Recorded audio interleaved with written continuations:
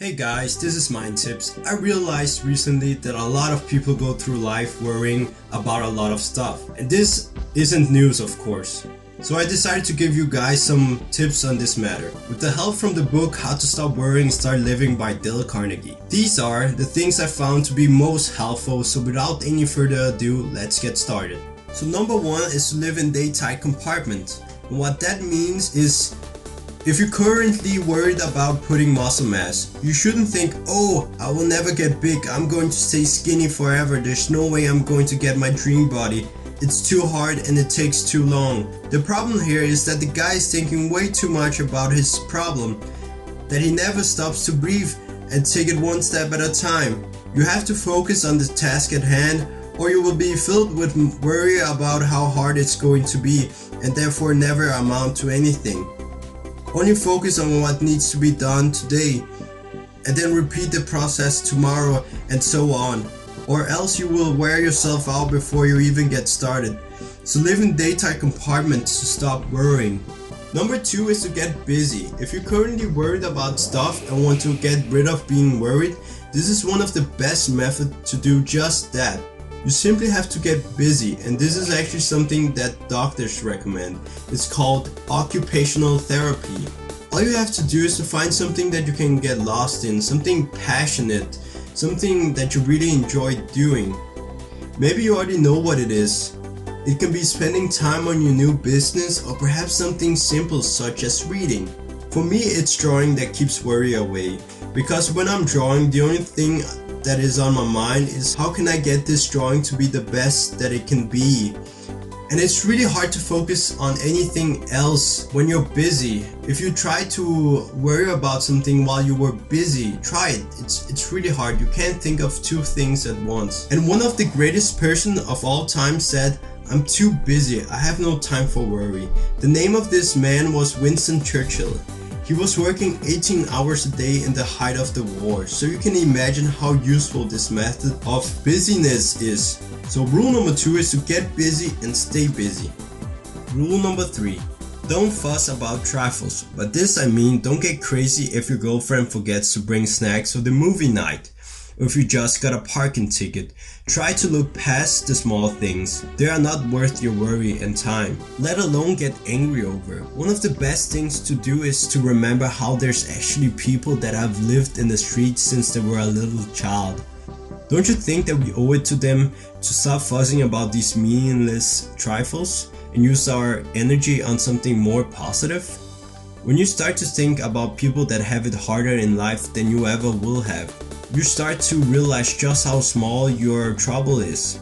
This is a technique that I have been using for years, and honestly, it's one of the best out there to eliminate worry. The best thing about these rules that I'm explaining to you is that they are all for free to any person in the world.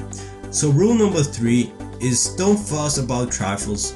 They are not worth your time and energy. Rule number four is to use the law of averages to eliminate your worries. For those of you who doesn't know what the law of averages is, it's basically what are the chances of something happening. Whenever you're worried of something happening, simply ask yourself, what are the chances of this happening?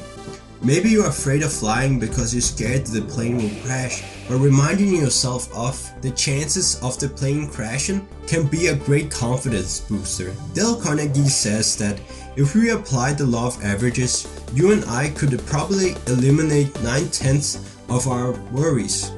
In fact, when Dale Carnegie was a child, he was worried all the time, but later when he grew up, he realized that 99% of the things he was worried about never happened.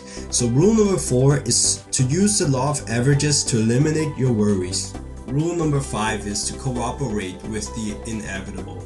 Dale Carnegie tells how he once met a man in an elevator that only had one hand. Dale asked him if it ever bothered him. The man said no.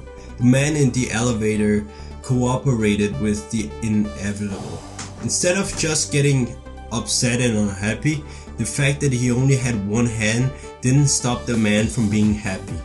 You and I need to accept that some things can be changed. We need to turn the worst situations into good ones.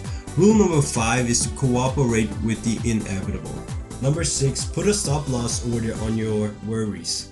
Let me explain what that means. There was a great businessman in the book How to Stop Worrying and Start Living.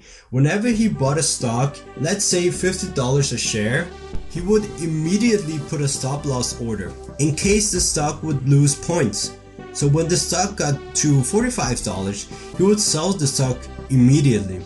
In that way, he only lost a little amount of money and could find a new stock to invest in. And you can do just that in everyday situations to minimize your troubles. If you have a friend that's always late, you tell him or her that if they're more than 20 minutes late, you will go home and they have to deal with it. That's exactly what Dale Carnegie did. But you have to decide how much you're willing to sacrifice to improve your life. You can probably get rid of 50% of your worries if you do this. Here is what you need to do, according to the author. Ask yourself these 3 questions. Number 1, how much does this thing I am worrying about really matter? Number 2, at what point shall I set a stop loss order on this worry and forget it? Number 3, exactly how much shall I pay for this whistle? Have I already paid more than it is worth? Ask yourself these questions to improve your situation. And finally, don't saw sawdust. Look, you and I are going to do a lot of stupid shit in the near future, and we're going to regret what we did. The only way we can profit from these mistakes is to carefully analyze them, so that we may learn from them and turn the bad situations into good ones. You wouldn't try to change historical events, would you? It's ancient history, so why would you try to change something that happened 2 minutes ago? We need to stop sawing sawdust, it's already sawed. Much less trying to change the past, we need to learn from our mistakes and move on. So before we end this video, I have a little bonus tip for you guys, and it's simply to pray. If you have someone like God or Jesus to watch over you, what do you have to worry about? Seriously, think about it for 1 second. If you had someone all-powerful on your side, why would you have to worry? There's nothing to worry about. And this isn't something I'm making up. Dale Carnegie explained the power of prayer in his book. I highly recommend this book to anyone who truly wants to stop worrying and start living.